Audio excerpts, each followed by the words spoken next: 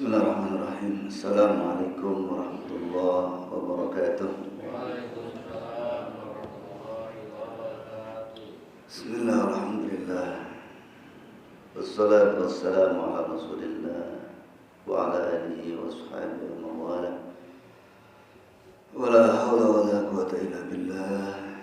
Allahumma salli wa sallim ala sayyidina Muhammadin wa ala alihi wa ashabihi ajma'in. Subhanallah bihamdihi, astaghfirullah wa atubu ilaih.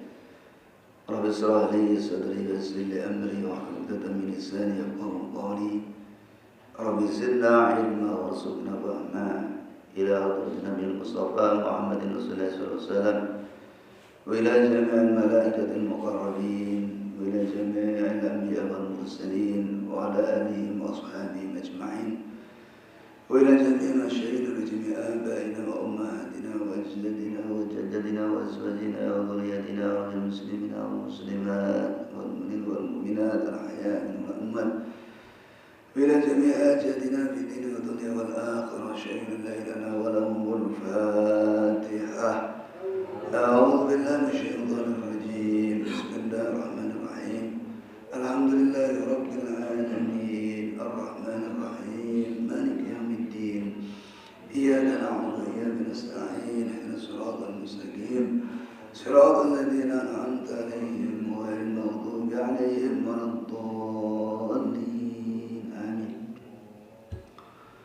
Alhamdulillah rabbil alamin. Jemaah sekalian, puji syukur kepada Allah Subhanahu wa taala bahwa sampai pada pagi hari ini Allah berkenan untuk menjaga kita, menjaga iman kita, menjaga Islam kita. Lebih dari itu menjaga keistiqomahan kita di dalam menyembah kepadanya.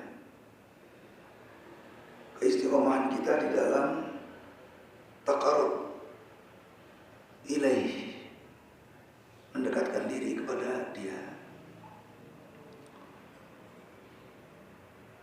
Selanjutnya semoga salat serta salam tetap tercurahkan ke hadapan junjungan Nabi kita Nabi Muhammad sallallahu alaihi wasallam, yang melalui beliau Allah bimbing kita untuk melangkah menelusuri jalan-jalan kehidupan, menelusuri umur kita sampai di garis finish, yang kemudian ujung dari perjalanan beliau Rasulullah SAW adalah surga Jannatul Na'im, surga yang penuh dengan kenikmatan.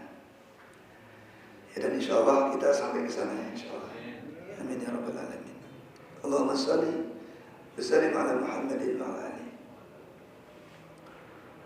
Baik jemaah sekalian, perlu kita ketahui bahwa di akhir zaman Allah nanti akan memberikan kepada kita umat Islam kesempatan sekali lagi di dunia ini antara 7 sampai 8 tahun, yaitu menjadi umat yang kalau dikatakan baldatun thayyibatun wa rabbun ghafur, makmur.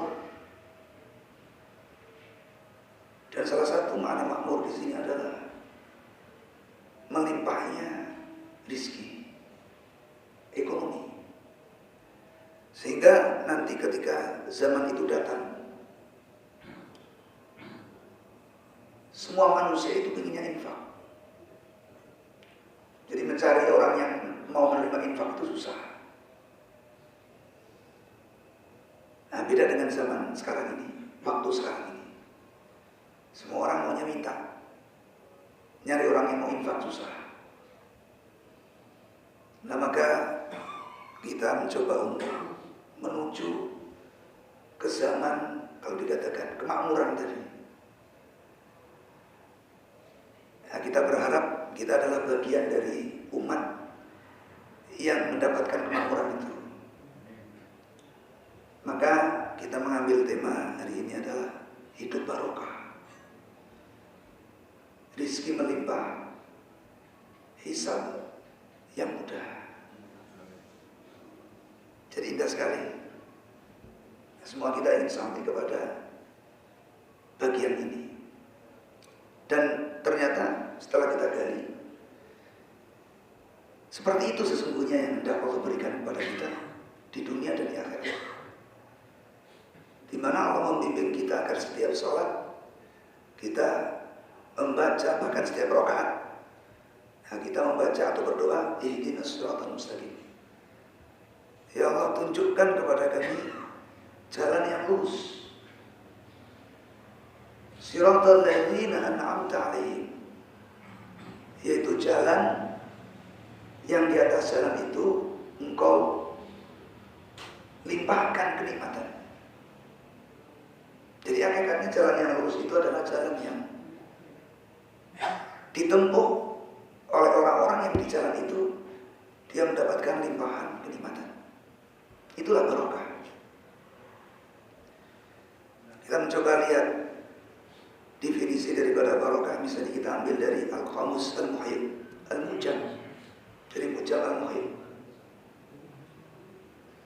Di kamus ini, apa yang dimaksud barokah adalah an-nama was-siyadah was-sa'adah. Nah, ini jelas sekali. Barokah itu adalah an-nama as-siyadah was-sa'adah.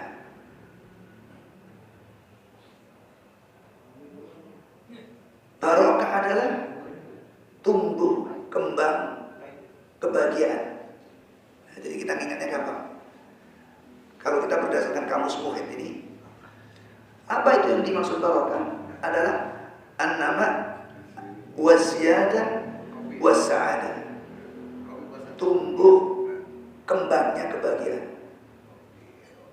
Jadi kalau kita pernah dengar istilah tua-tua keladi, gitu ya. Semakin tua semakin jadi. Tapi tua-tua keladi dalam kerangka barokah adalah semakin tua semakin jadi bahagianya. Dimana kita, kalau boleh dikatakan, prihatin ketika melihat rumah tangga orang-orang yang sudah tua malah semakin banyak cekcok. Bahkan tidak kurang yang waktu mudanya itu rumah tangganya itu harmonis, ketika tua malah cerai. Ketika anak-anaknya sudah pada bekerja, sudah pada punya rumah masing-masing, malah bercerai.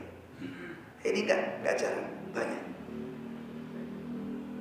Nah, itu namanya tua-tua keladi, tetapi dalam hal yang buruk.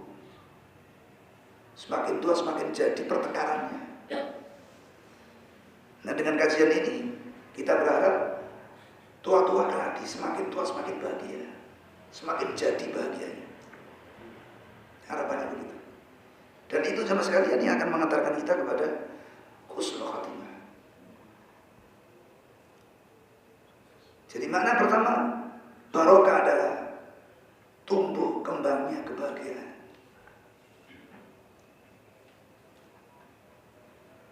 Kemudian makna yang kedua kita bisa lihat dari definisi yang diambil oleh Al-Imam Abu Hamid Al-Ghazali, Imam Ghazali. Secara singkat beliau mengatakan bahwa yang dimaksud barokah adalah siyadatul khair, bertambahnya kebaikan. Kita punya mata menjadi mata yang semakin baik. Kita punya lisan menjadi lisan yang semakin baik. Kita punya hati menjadi hati yang semakin baik, tidak semakin keras. Kita punya anak, punya istri, punya harta, punya rumah, punya kendaraan.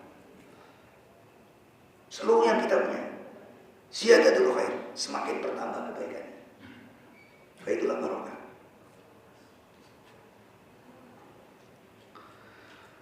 Waqad fasara jumhurul ulama.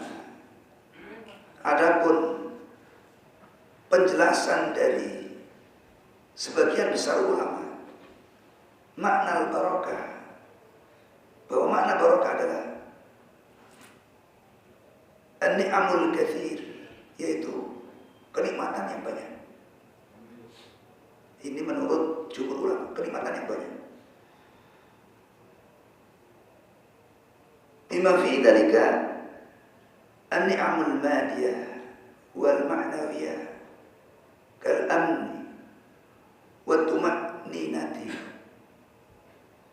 wasihah wal mal wal aulad wal umr.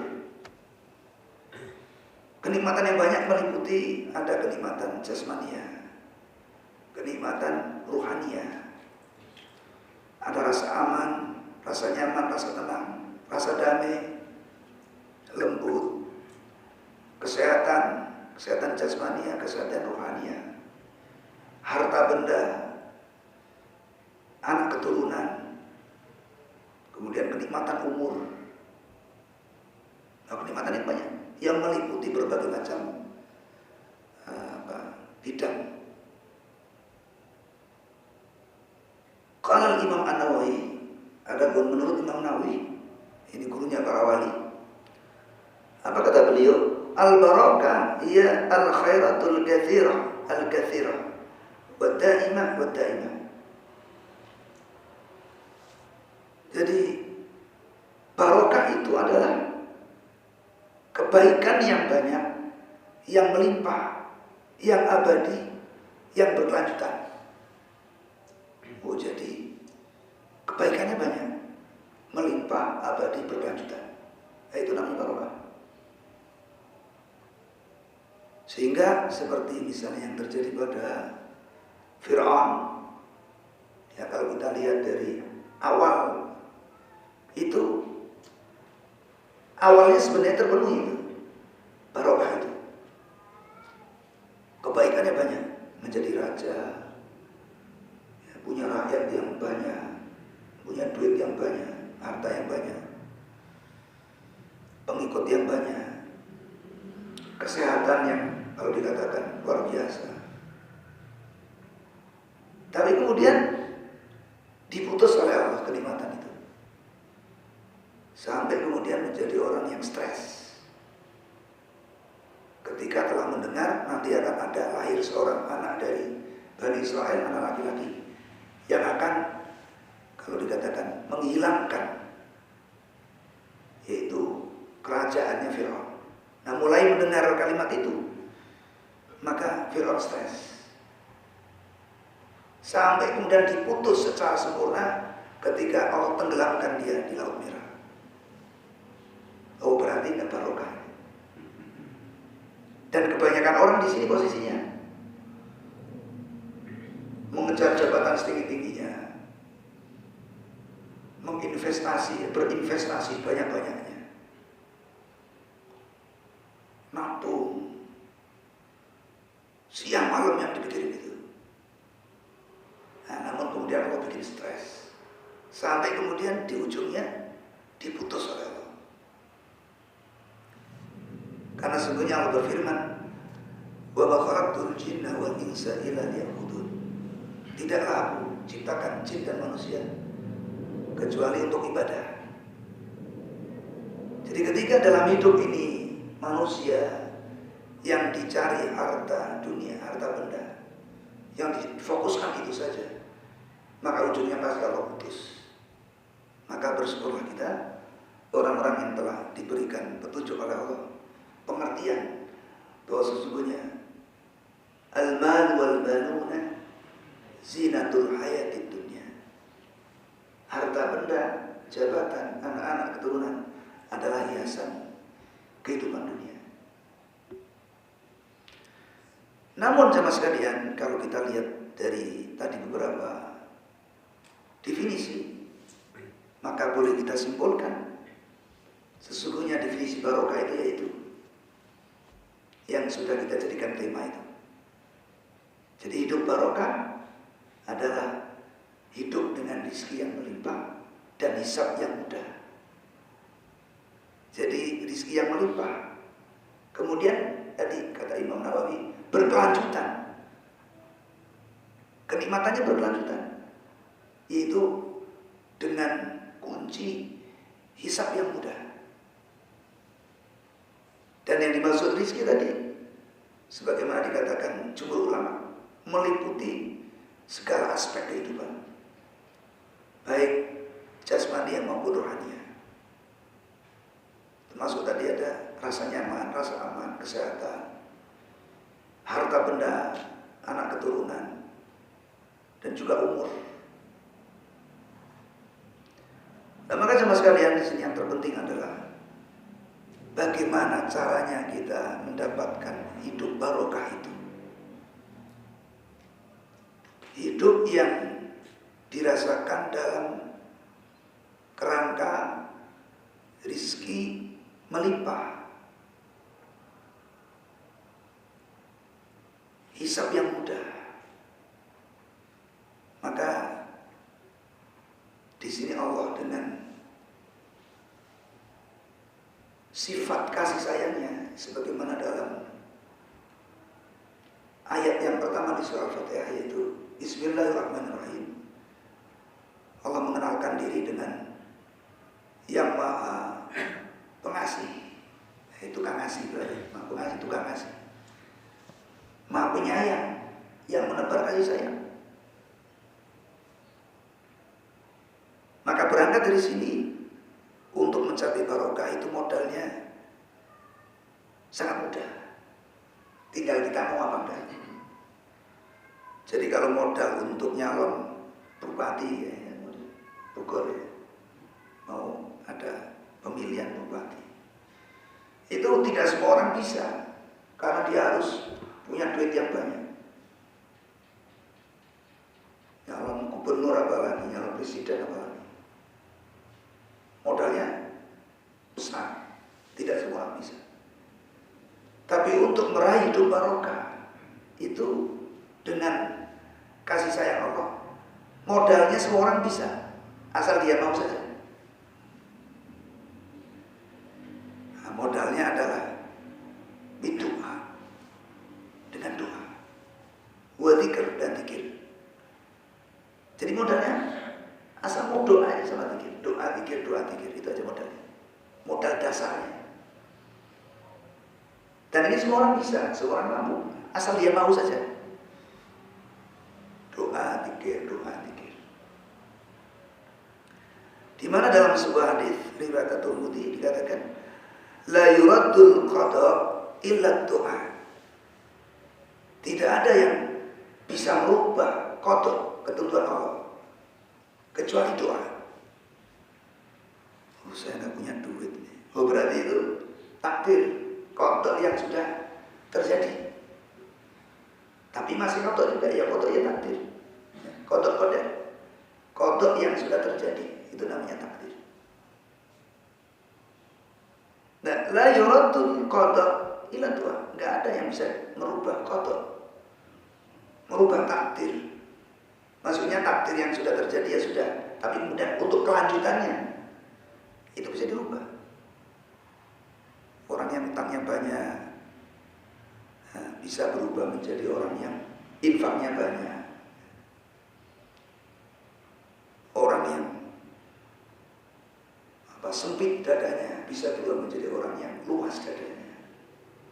Nah, itu dengan doa dan zikir.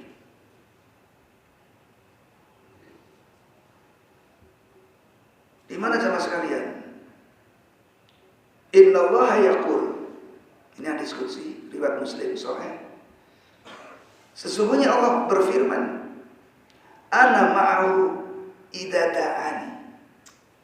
Aku akan selalu membersamai hambaku selama dia berdoa. Jadi asal kita sedang berdoa, Allah membersamai kita. Maka Sayyidina Umar itu, saya tidak mempedulikan doa saya itu akan dikabulnya seperti apa. Hanya yang saya takutkan kalau Allah menghentikan hidayahnya saya untuk berdoa. Takut dia berhenti berdoa. Jadi takut, yang ditakutkan Umar itu bukan nanti Allah mengabulkannya seperti apa. Karena bisa diberi apa yang diminta, bisa diganti atau bisa ditunda. Itu serahkan kepada Allah. Apakah mau diberi apa yang kita minta, apa mau diganti, atau mau ditunda oleh Allah pemberiannya. Nggak masalah. Tetapi yang ditakutkan adalah ketika Allah menghentikan hidayahnya kita untuk berdoa gitu.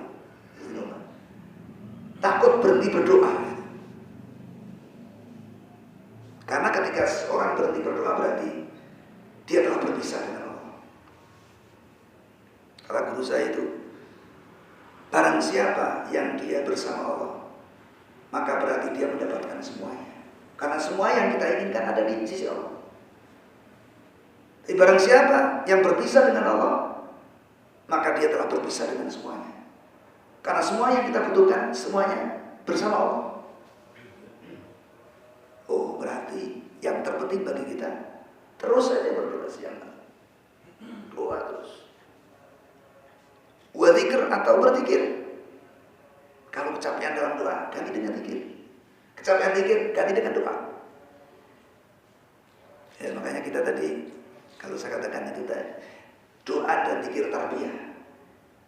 Doa dan zikir dan doa dalam rangka pendidikan. Kita zikir dari dalam Subhanallah, subhanallah, subhanallah.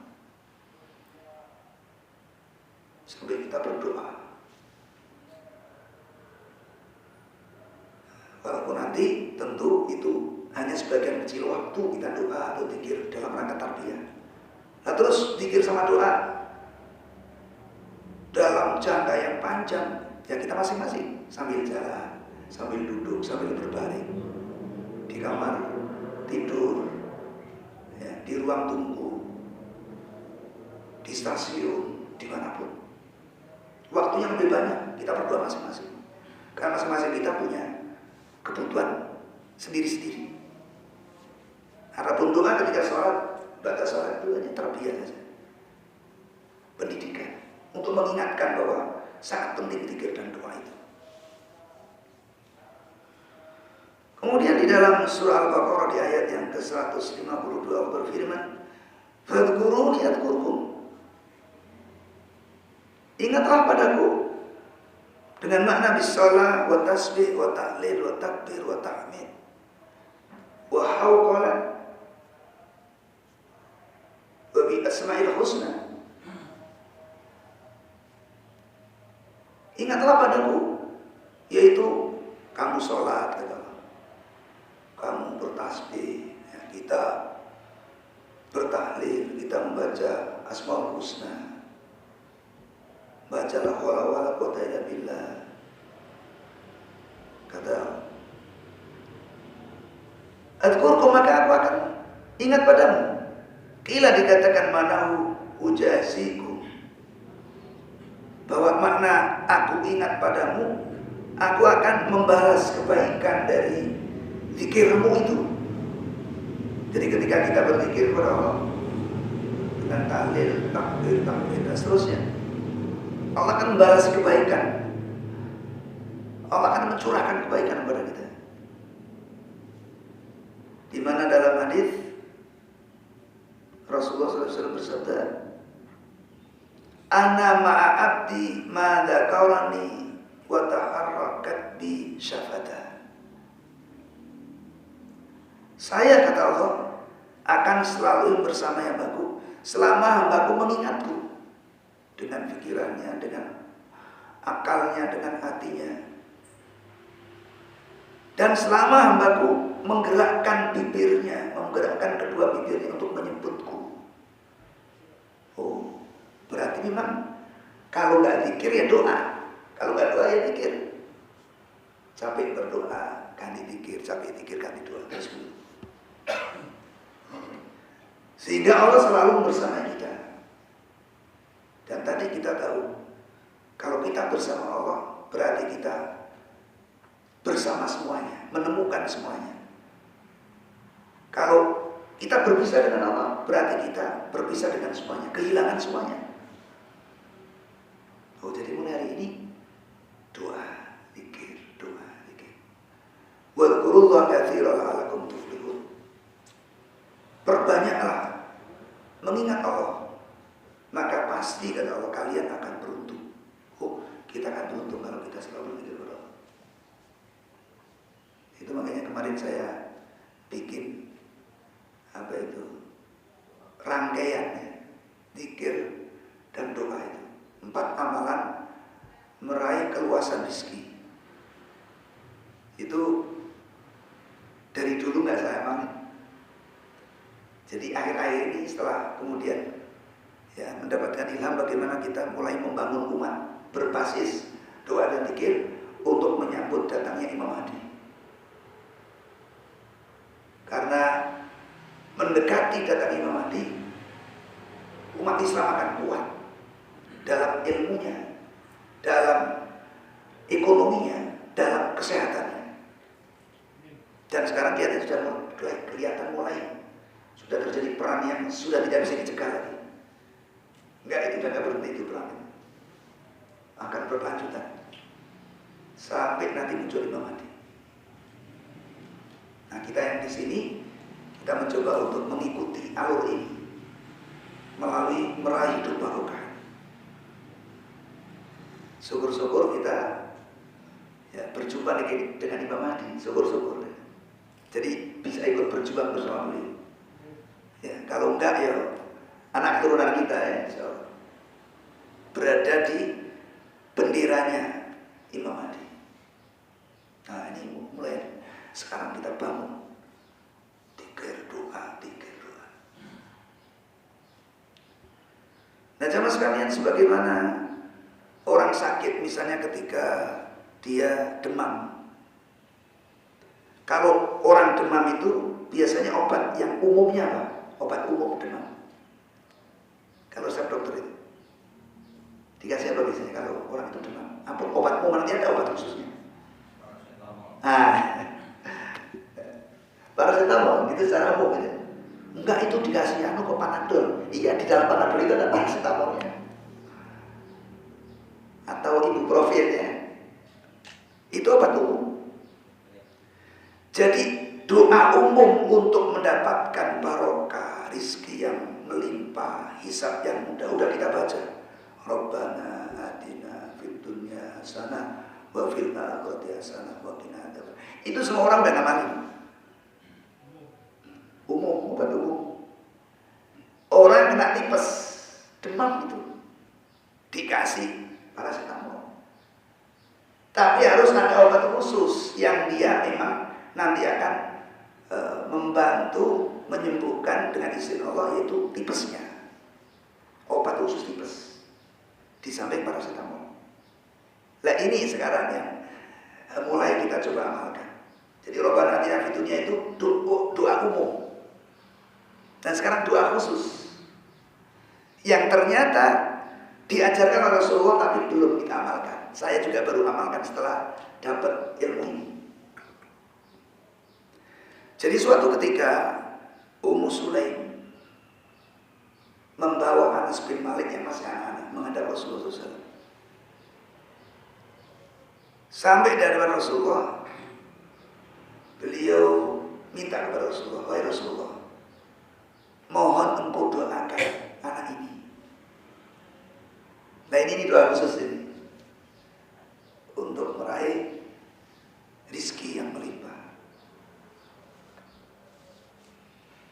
Maka kemudian Rasulullah berdoa, Allahumma akthir malahu wa waladahu wa barik lahu fima a'taitahu.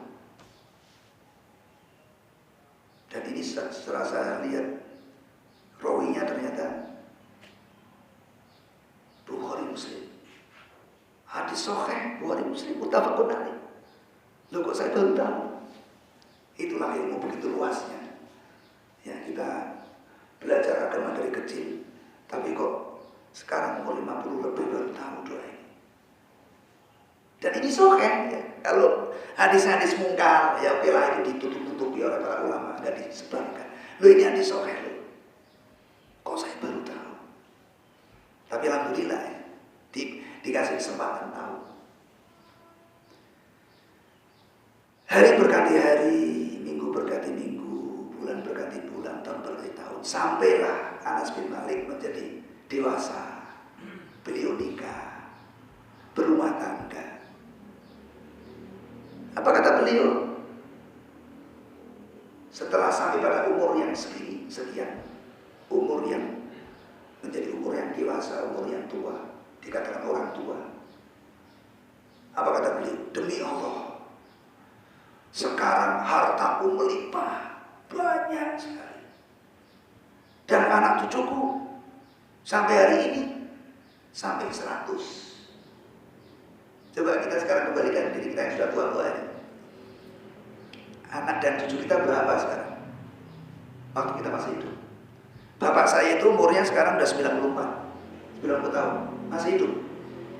Tak hitung-hitung itu, anaknya berapa, cucunya berapa. Itu nggak sampai 50. Anak dan cucu bapak saya, ya sampai 50. Ini Anas bin Malik, anak dan cucunya sudah mencapai 100. Oh, berarti benar. Doa tadi kan apa kata Rasulullah? Aksir ya Allah, perbanyak hartanya. Tadi Anas bin Malik mengatakan, demi Allah, hartaku sekarang banyak sekali. Hartanya banyak itu, hartanya melimpah. Anas bin Malik. Wa waladahu, dan juga ya Allah, perbanyak anak keturunannya. Dan benar ternyata setelah Anas bin Malik ini berumah tangga, keturunannya dihitung jumlahnya sampai 100. Yang kalau sekarang kita tanya kepada orang-orang yang tua-tua yang masih hidup, ditanya berapa anak dan cucumu. Coba aja. Saya belum menemukan, dari kemarin saya tanya-tanya orang udah tua, itu belum menemukan anak saya sekarang 100 sama cucu saya 100. Saya belum menemukan. Oh, berarti benar ini doa ini benar. Dan benar dalam arti harus kita ikuti. Loh, kalau doanya Rasulullah pasti benar, tapi ini yang kita cari doa khusus. Kenapa jemaah sekalian? Sebab kalau harta benda dipegang oleh orang soleh, ini menjadi modal utama masuk surga. Bangun masjid, nyantunin anak yatim, pergi haji, menyekolahkan anak. Ini bangun masjid butuh duit, pergi haji butuh duit, berobat butuh duit, nyekolah anak butuh duit. Berarti intinya kita butuh duit.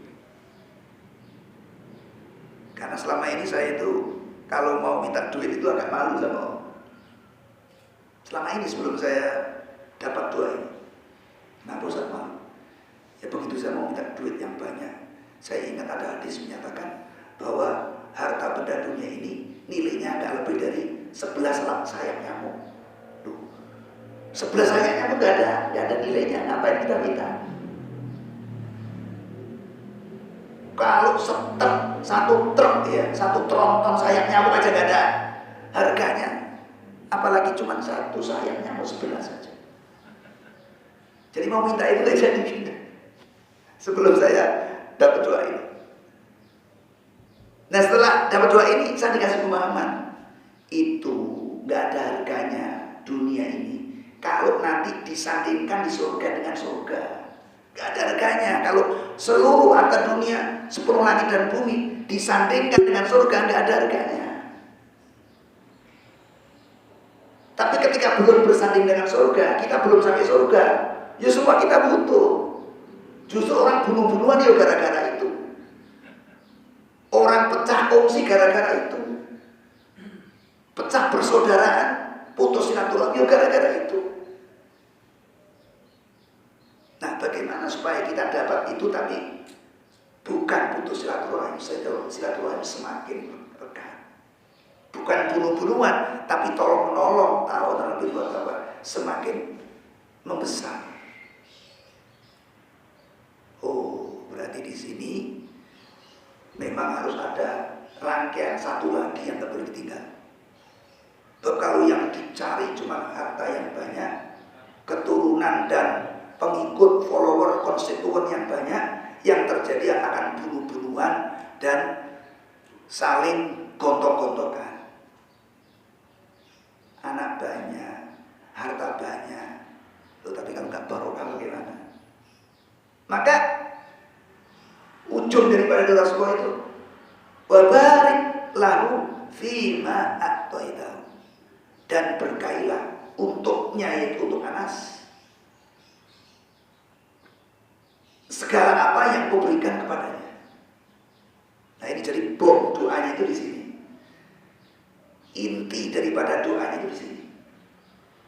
Tapi urut-urutannya adalah minta duit yang banyak, minta keturunan yang banyak. Karena tadi duit itu kalau dipegang orang soleh akan menjadi pintu utama dia bisa masuk surga.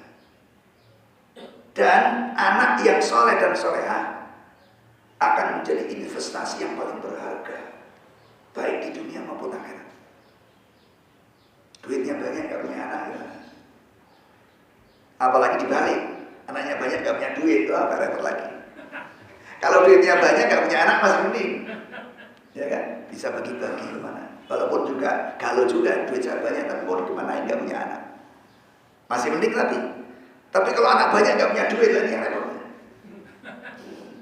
Minta anak kita jajan kita gak punya duit, anak mau sekolah kita gak punya duit, anak sakit kita gak punya duit, itu repot. Makanya doanya di sini nggak minta anak dulu supaya nggak repot.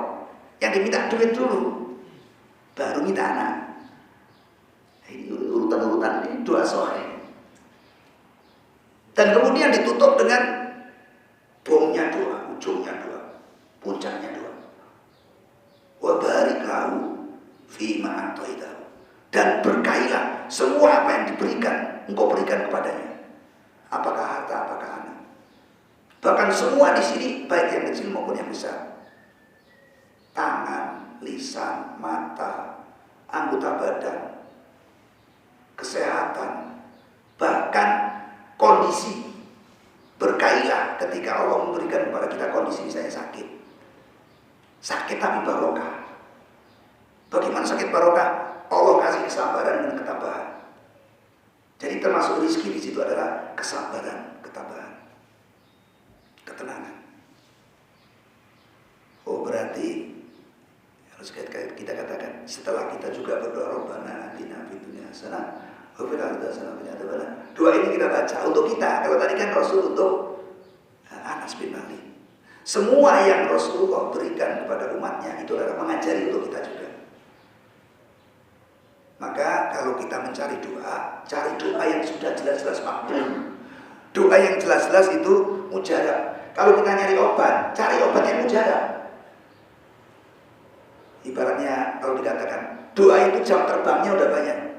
Kamu dulu tipes pakai apa? Pakai ini. Nanya lagi orang tipes pakai apa? Pakai ini. Semuanya sembuh dengan obat itu. Nah ini doa ini dari Rasulullah yang kemudian sudah terbukti mujarab, yaitu Anas bin Malik bersumpah tadi. Sampai di ujung doanya beliau katakan, aku berharap keberkahan ini Allah berikan sampai di akhirat. Maksudnya sampai masuk surga. Itu ujung daripada pernyataannya Anas bin Malik. Nah, jadi tinggal kita rubah dhamirnya. Kalau tadi Allahumma aksir malahu, kita rubah menjadi Allahumma aksir malana. Ya Allah, perbanyak hartaku. Oh ditanya, kamu udah tua kok minta harta banyak, obat apa? Loh kan ada teman-teman. Ya, kita udah tua, sudah mau mati, udah bau tanah, nanam kelapa. Loh itu kelapa itu kapan berbuahnya? Kamu umurnya sudah besok mati kok nanam kelapa? Iya, walaupun saya besok mati tetap saya nanam kelapa. Kenapa? Nanti kalau udah mati itu jadi amal saya. Kelapanya tumbuh, kemudian berbuah, nanti dimanfaatkan orang banyak, saya dapat pahalanya. Loh kalau kita sudah tua dan duitnya banyak, mati, ya kita mewariskan uang yang bisa untuk macam-macam. Ya, bisa untuk masjid, bisa untuk anak-anak. Karena Rasul menyatakan jangan tinggalkan anak-anakmu dalam keadaan lemah. Jadi kalau ditanya mati meninggalkan utang dengan mati meninggalkan warisan, pilih yang mana? Itu orang mati utangnya banyak banget, puyeng ya ketulanannya, anak-anaknya puyeng, jadinya puyeng. Tapi waktu itu mati hartanya banyak banget, atau sebelum mati bagi-bagi harta misalnya. Tapi tadi kita berdoanya pada seperti Umar bin Khattab. Kita nggak usah pusing-pusing ketika kita minta harta yang banyak, mau diganti, mau ditunda, mau diberi, udah urusan Allah itu. Kita nggak usah pusing-pusing. Yang penting minta, seperti Rasulullah memberikan atau mendoakan dengan doa ini. Ya, jadi setelah saya paham dengan doa ini, saya mulai minta.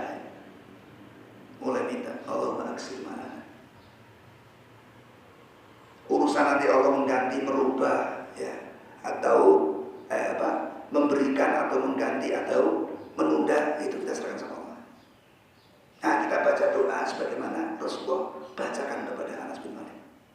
Ya Allah, perbanyak hartaku. Allah mengaksir malana wa waladana, dan anak keturunanku. Ada jemaah kemarin, Ustaz, saya udah tua, anak saya udah banyak, apa waladana tetap saya baca tetap.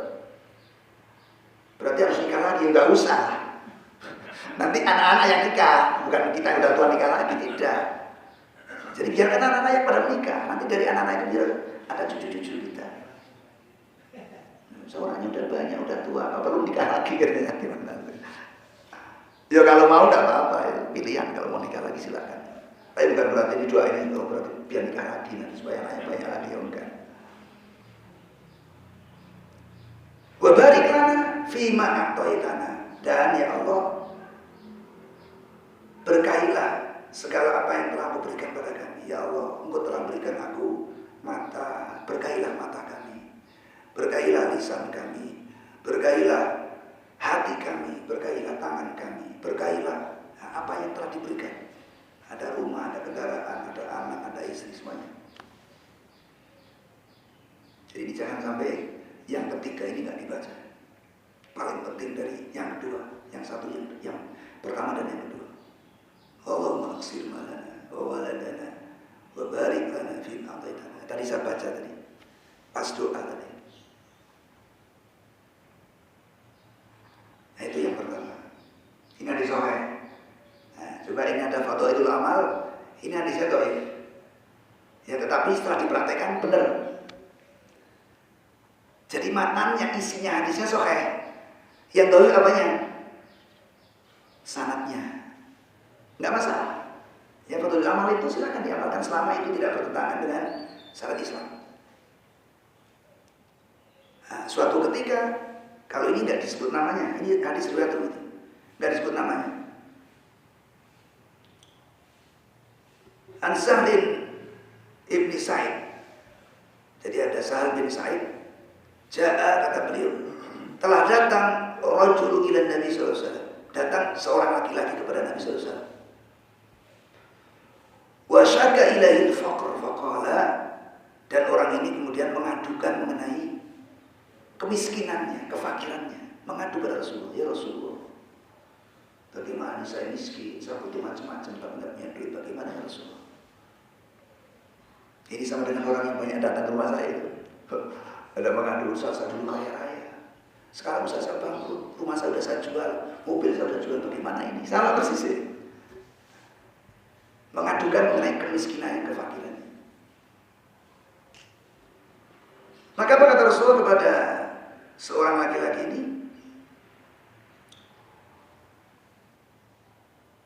Idza dakhalta baitaka fasallim in kana fi ahadun wa illam yakun fi ahadun fasallim ala nafsi wa qra qul huwallahu ahad marratan wahidatan. Gini, kamu nanti kalau masuk rumah, ini kita amalkan nanti. Kamu baca salam. Assalamualaikum warahmatullahi wabarakatuh. Itu kalau di rumah ada orang. Tetapi kalau di rumah nggak ada orang, kamu baca salam untuk dirimu. Kota mengatakan yang dimaksud adalah Assalamu alaina wa ala ibadillahis sholihin. Gampang dapat semua itu dibaca ketika kita tahiyat. Assalamu alaina wa ala ibadillahis sholihin. Assalamualaikum warahmatullahi wabarakatuh. Semoga keselamatan Allah berikan kepada kalian, dan rahmatnya juga diberikan kepada kalian, dan barokahnya juga diberikan kepada kalian. Loh, kita minta barokah. Ternyata kita harus mendoakan orang dapat barokah. Dan kata Ibnu Abbas, yang paling berhak mendapatkan doa barokah adalah keluarga kita, orang yang ada di dalam rumah kita. Maka dikatakan nggak sopan kalau kita masuk rumah, kok nggak mendoakan barokah kepada orang yang di dalam. Maka ini hadis ini, kamu masuk rumah, jangan lupa baca salam. Yang di situ mengandung doa keselamatan, doa kasih sayang, dan doa barokah. Assalamualaikum warahmatullahi wabarakatuh. Setelah itu baca qul sekali. Qul huwallahu ahad, Allahus samad, lam yalid wa lam yulad wa lam yakul lahu kufuwan ahad, marratan wahidatan.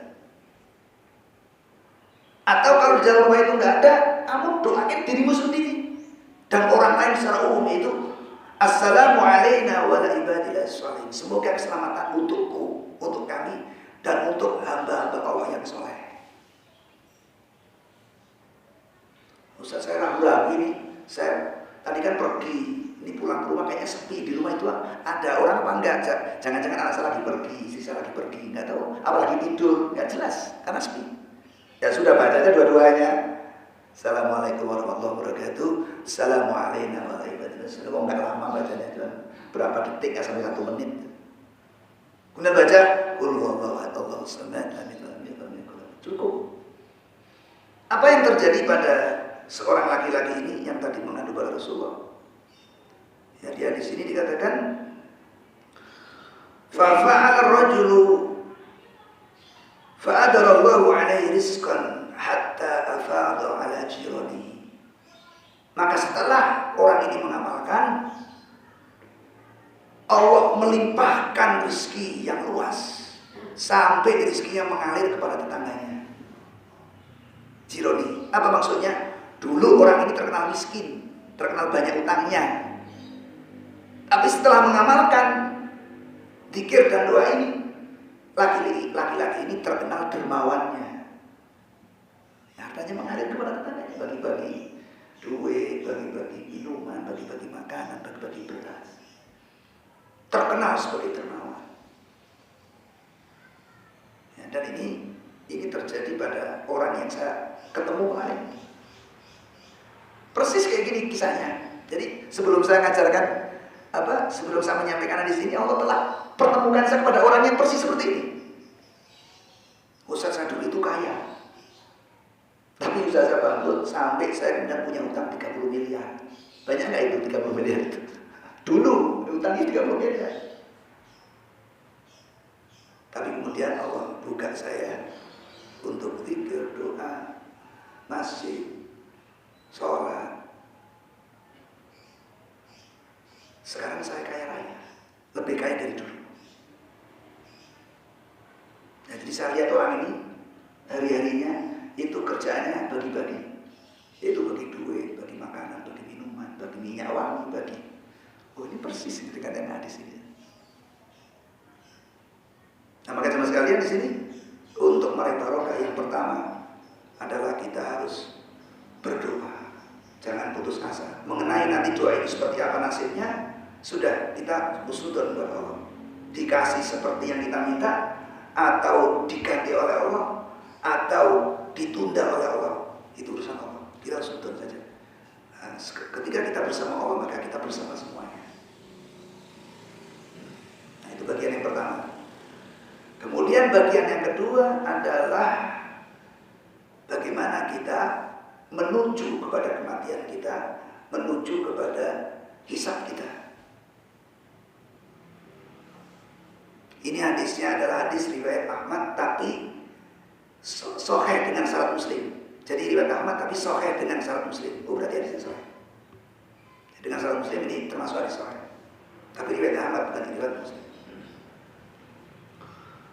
Qala Ahmad, haddatsana Ismail, haddatsana Muhammad bin Ishaq, haddatsana Abdul Wahid ibni Hafsah ibni Abdullah, dan seterusnya sampai ujungnya adalah an Aisyah, dari Aisyah, Siti Aisyah Ummul Mukminin radhiyallahu anha. Qalat, Siti Aisyah berkata, sami'tu Rasulullah sallallahu alaihi wasallam, saya mendengar Rasulullah sallallahu alaihi wasallam yaqul fi ba'di shalah.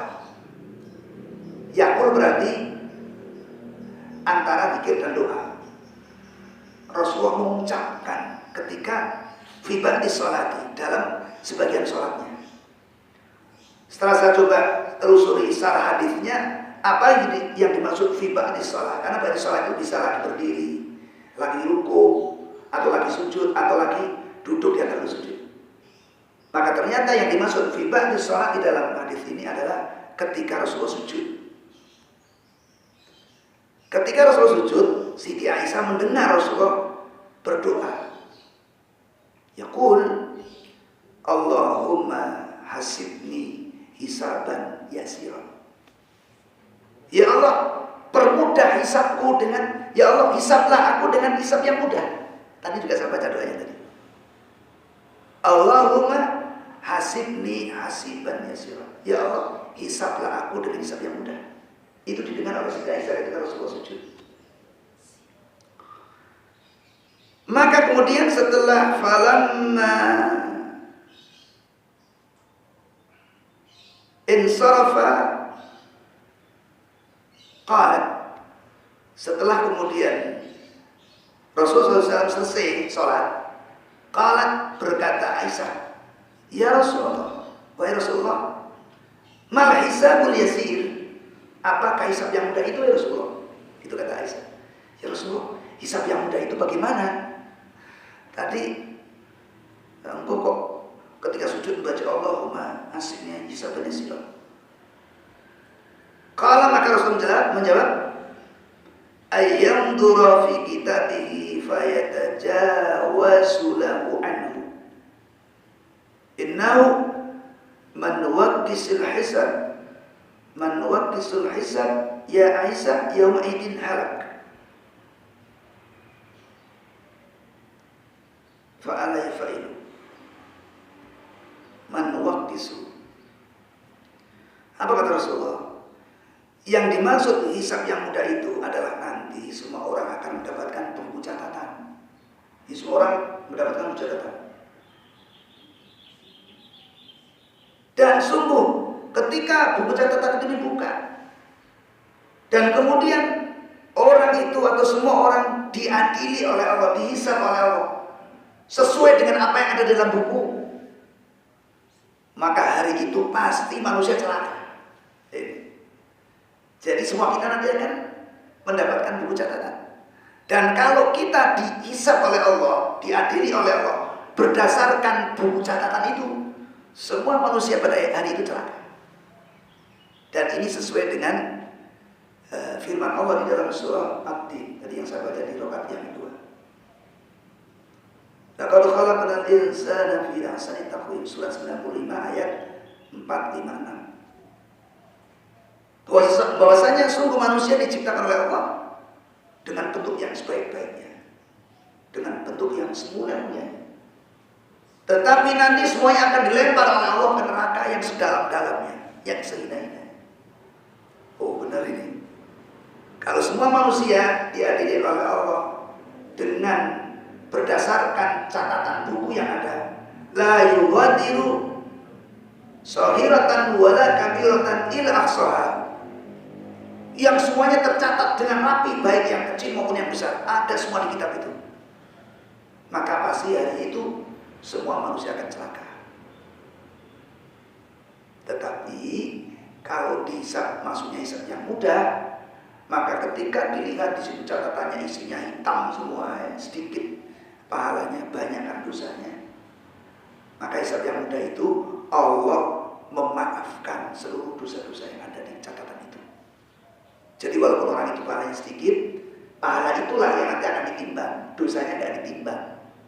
Itu namanya hisab yang mudah. Oh berarti kalau begitu, ini doa ini wajib dibaca ini. Kalau nggak dibaca bahaya.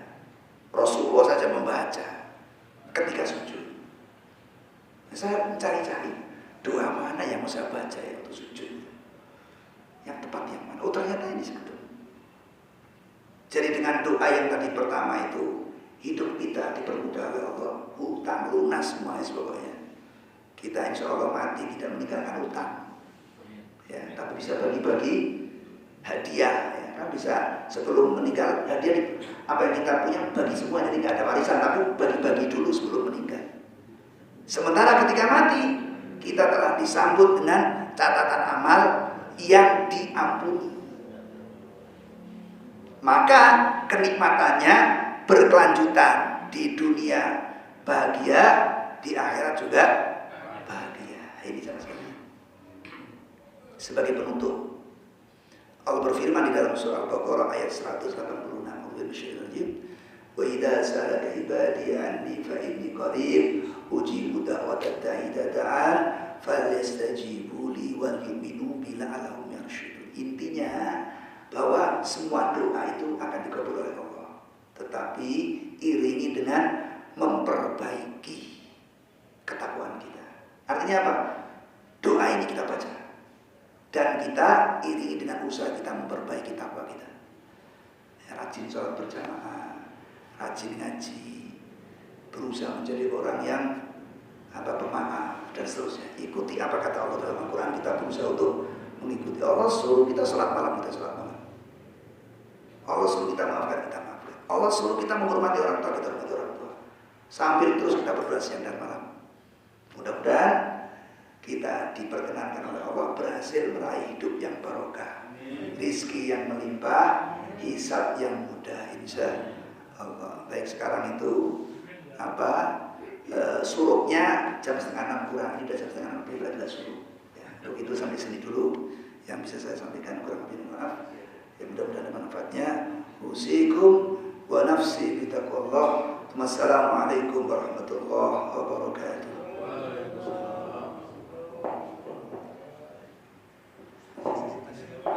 Boleh? Boleh nggak? Kalau ada. Oke. Ya, silakan bila ada. Oke. Monggo Pak Sih.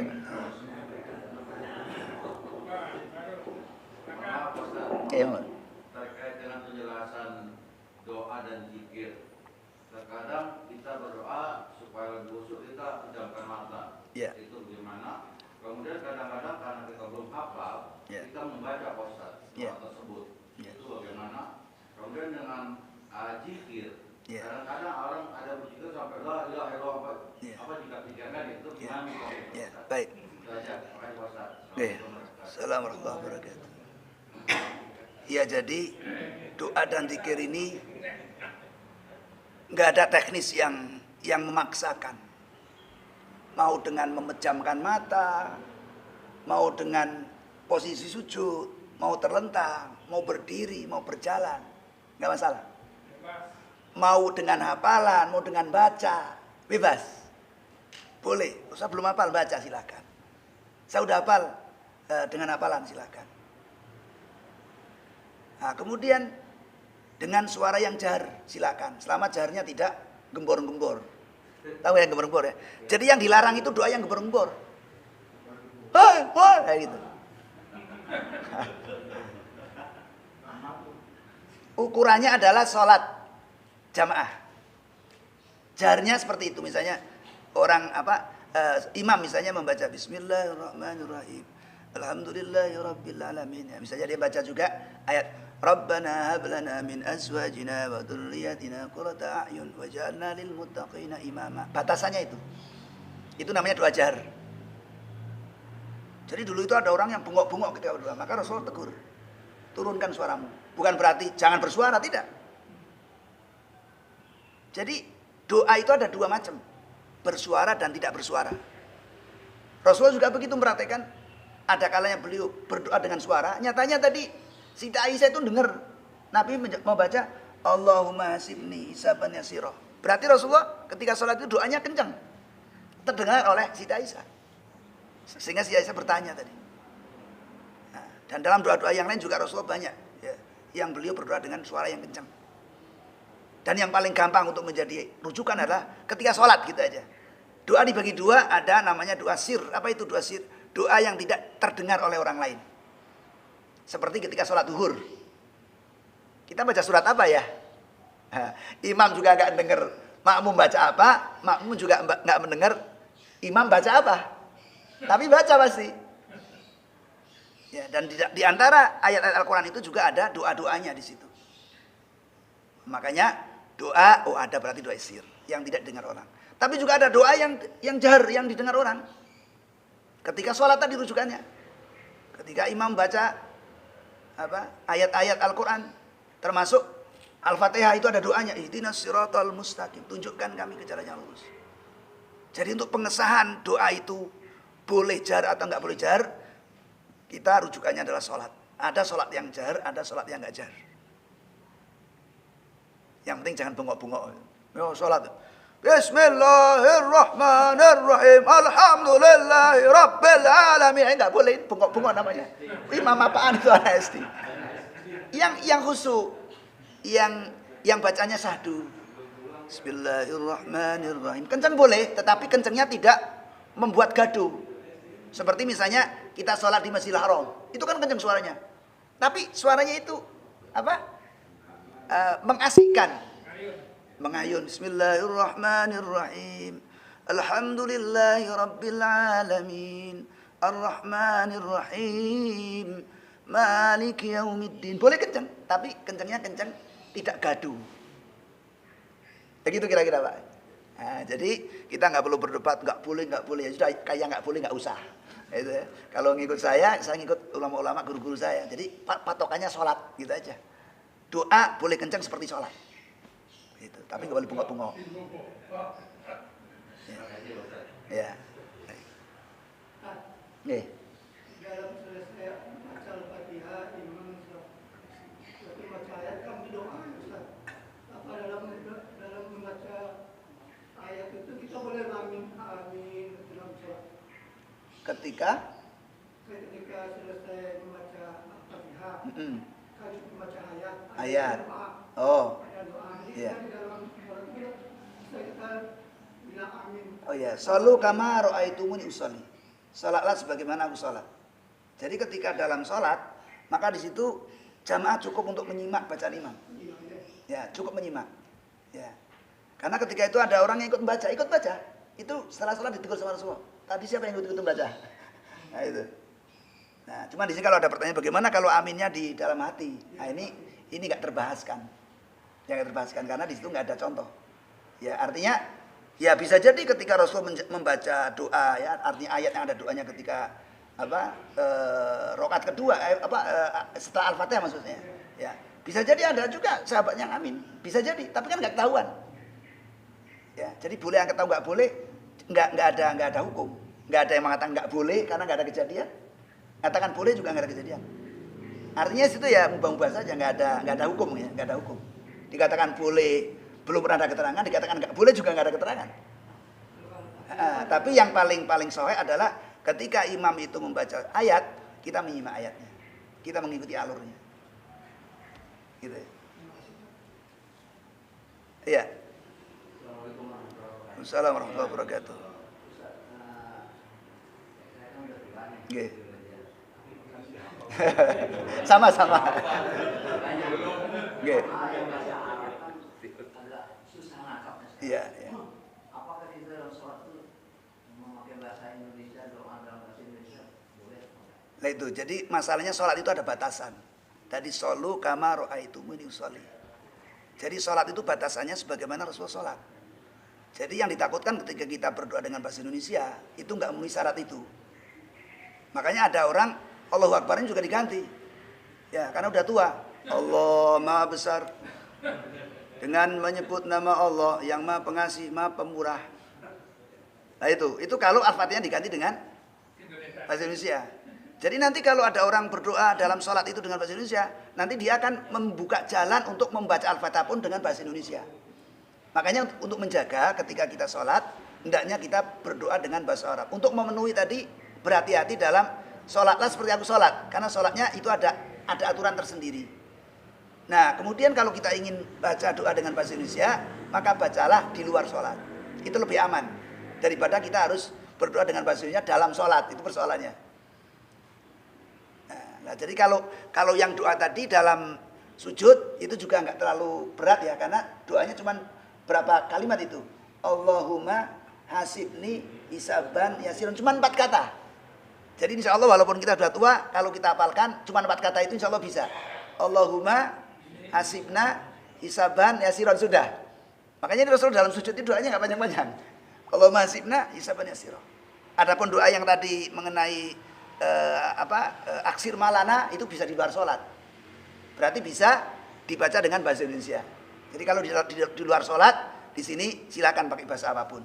Tapi dalam sholat kita menjaga tetap dengan bahasa Arab. Menjaga hati-hati. Ya gimana?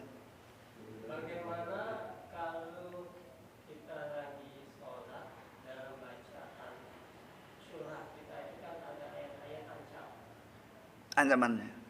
seperti neraka, Yeah. azab, dan ada juga ayat-ayat yang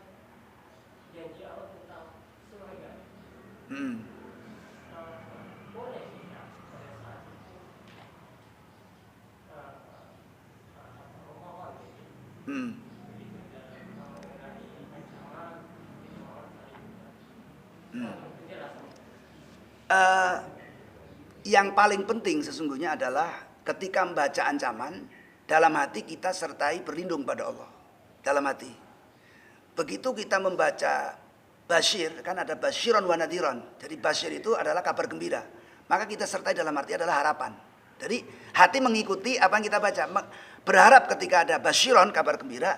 Dan berlindung ketika ada nadhiron, peringatan. Sebagaimana yang dibaca oleh Nabi Ayub alaihissalam. Ketika beliau membaca Allahumma anni masyarakat mas. Anni masyarakat wa anta arhamur rahimin. Di situ nggak ada penjelasan.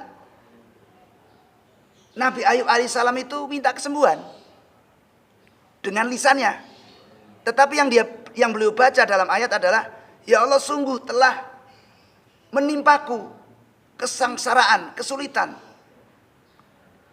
Namun engkau adalah yang paling penyayang di antara para penyayang. Artinya lisannya menyatakan bahwa Allah itu adalah yang paling penyayang di antara para penyayang. Hatinya berharap dengan kesembuhan, dengan baliknya ekonominya, dengan kembalinya anak-anaknya, dengan berkumpulnya kembali dengan istrinya, dengan berkumpulnya kembali dengan masyarakat ketika itu. Jadi yang terpenting ketika kita mendapatkan atau membaca ayat-ayat basyir, maka berharap kepada Allah dalam hati kita. Misalnya jannah ya. Ulaika lahum jannatu adnin tajri min tahtihimul anhar yuhallawna fiha min asawira min dabib wa yalbasuna siyaban khudran min sundusin wa istabraqim muttaqiina fi alal araik. Misalnya itu dalam surat apa itu? Al-Kahfi. Maka dalam hati, ya Allah, masukkanlah aku ke dalam golongan orang-orang yang mendapatkan surga. Walaupun ada saya baca, tapi di sini masih ikhtilaf ya mengenai kuatnya dan lemahnya. Terutama ketika membaca surat apa itu? Termasuk surat Atin ya. Nah, itu laqad khalaqnal insana fi ahsani taqwim. Tsumma radadnahu asfala safilin illa alladziina aamanu wa 'amilus shalihati falahum ajrun ghairu mamnun fama yukadzibuka ba'du bidin alaysallahu bihakamil hakim. Itu kadang ada orang yang baca, ya, saya enggak hafal bacaannya ya, tapi pernah saya baca, itu ada bacaan tertentu. Nah, cuman yang seperti itu ini masalah masih ikhtilaf dalam masalah kuat dan lemahnya. Lah nanti kalau ternyata ya saya belum baca banyak mengenai ini, kalau ternyata itu hadisnya sahih, silakan diamalkan. Tapi sekiranya hadisnya dhaif, maka di sini lebih baik ya, karena di dalam sholat ya, itu lebih baik kita tinggalkan. Cukup dengan harapan saja. Nanti coba saya pelajari lagi bacaan-bacaan seperti itu, kekuatannya sampai di mana? Apakah termasuk sahih atau hasan atau dhaif atau bahkan mungkar? Kalau ternyata dhaif atau mungkar ya, dalam hal berkaitan dengan sholat, lebih baik kita hindarkan. Karena masih banyak yang sahih-sahih yang kita belum amalkan. Gitu kira-kira Pak. Mengenai kata la ilaha illallah ya, illallah, la ilaha illallah, la ilaha illallah. Ini para sufi mengajarkan untuk dikencangkan, tapi bukan untuk membuat gaduh, tetapi untuk memukul hati kita, di mana hati kita ini banyak kerak, banyak kotoran. Yang ketika dibaca lembut, itu hati yang penuh kerak itu seperti nyuci. Itu kalau nggak disikat nggak hilang, harus disikat, harus digedor bahasanya, ya, ya, soda api lagi, ya. Tapi diusahakan di situ dengan lagu yang tidak membuat gaduh. Misalnya saya punya lagu illallah la ilaha illallah la ilaha illallah la ilaha illallah la ilaha illallah la ilaha illallah la ilaha illallah. Ini kenceng tetapi nggak buat gaduh. Dan ada namanya terapi irama. Apa itu terapi irama? Irama membuat seseorang itu mengingat sesuatu. Dan kalau Bapak nanti mencoba dengan lagu tadi, walaupun kenceng, illallah la ilaha illallah la ilaha illallah la ilaha illallah la ilaha illallah. Walaupun nggak ngerti maknanya, ini irama ini akan mengantarkan orang pada mengingat kematian. Dengan lagu tadi, coba aja dibaca. Ingat mati, lihat orang di bawah pakai keranda. Padahal dia nggak ngerti maknanya, hanya irama saja. Maka di dalam pengobatan ada dikenal terapi irama. Jadi silakan dibaca kencang tetapi iramanya tidak irama gaduh. Kalau dengan irama rock itu kan, wah itu gaduh iramanya. Nah, makanya tadi kalimat ketika orang jadi imam itu boleh dengan suara kencang tapi iramanya irama yang tidak buat gaduh. Ya apalagi kalau di mana itu, di Masjidil Haram ya, di Masjid Madinah itu kencang sekali ininya imamnya, bahkan pakai mic yang begitu kencang. Tapi kencangnya iramanya tidak membuat gaduh, bahkan syahdu. Silakan ya, dari Allah silakan kencang tapi lagunya lagu yang tidak bikin gaduh gitu. Itu orang gila kapan gitu. Lafadznya udah bagus tapi iramanya membuat gaduh. Kadang ada Ustaz pesantren gitu loh, sampai naik gitu. Ya enggak masalah selama lagunya tadi membuat orang ingat mati, membuat orang semangat sholat, silakan ya. Dan itu kalau kita lihat dari syarat-syarat lagu, ada syarat-syarat lagu, itu lagunya adalah bilah Arabi. Lagunya orang-orang Arab, walaupun kencang, ada 7 lagu. Ya, ada Bayati, ada Soba, ada Hijaz, ada Nahawan, ada Jiharkah, ada Ros, ada Sika. Ada 7 lagu ini yang direkomendasikan. Nanti bisa belajar lagu. Kenceng-kenceng nggak apa-apa sih. Ini lagunya apa ya? Lagu Soba silakan. Lagunya lagu Sika silakan. Ini lagu yang sudah direkomendasikan, yang sudah dipelajari oleh ahli lagu gitu. Nah, mungkin itu. Cukup? Insyaallah. Satu lagi belum ya. Oke, gimana Pak? Maksud saya bukan bahasa Arab sholat. Iya. Waktu di sholat sujud, kan kita punya anak cucu yang ada yang kekhususan kita doakan tapi waktu sujud kita doakan dalam bahasa Indonesia. Iya, ada doa yang bahasa Arab yang bagus untuk anak dan cucu. Itu di dalam surat Al-Furqan. Surat ke-25 ayat 74. Yang sering dibaca, Rabbana hablana min azwajina wa dzurriyyatina qurrata a'yun waj'alna lil muttaqina imama. Jadi kalau kita mau mendoakan dalam sholat, kita usahakan cari ayat-ayat dalam Al-Quran. Kenapa? Karena Allah jamin. Afala walaqad yassarnal Qur'ana walaqad yassarnal Qur'an apa lanjutannya? Walaqad yassarnal Qur'ana fahal mim muddakir. Sungguh telah aku mudahkan Al-Quran itu bagi yang mau menghafal, bagi yang mau mengingat. Nah, jadi bagaimana saya punya anak, punya macam-macam. Nah, ambil tadi surat Al-Furqan ayat 74, surat 25. Itu udah lengkap itu. Ya Allah, jadikan aku, istriku, pasanganku, anak cucuku menjadi orang yang terdepan di dalam takwa. Dan jadikan mereka adalah orang yang menyenangkan pandangan, artinya membanggakan baik dunia maupun akhirat. Nah, di sini Allah menjamin siapapun yang mau menghafal Quran asal dia mau dan sungguh-sungguh pasti dihafal. Nah, ini jaminannya. Jadi kalau kita sudah tua, sudah kita jangan menghafal doa-doa yang bukan Quran, yang bahasa Arab gitu ya. Atau kalau mau menghafal nggak apa-apa.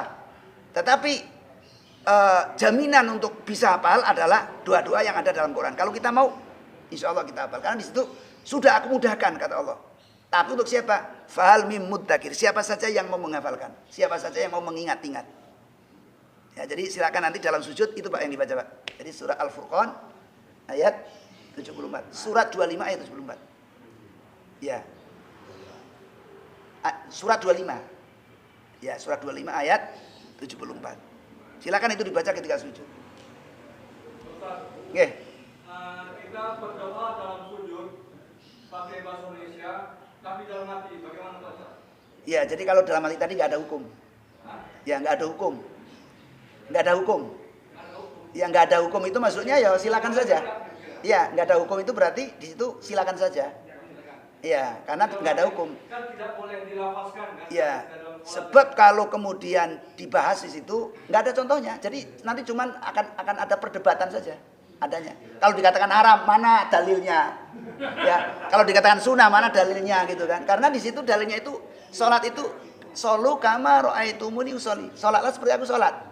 Sementara nggak ada bahasan di situ. Boleh nggak dalam sholat itu pakai bahasa Indonesia dilafatkan? Kalau itu ya tadi dikatakan untuk hati-hati kita menjaga bahwa sholat itu adalah rangkaiannya bahasa Arab.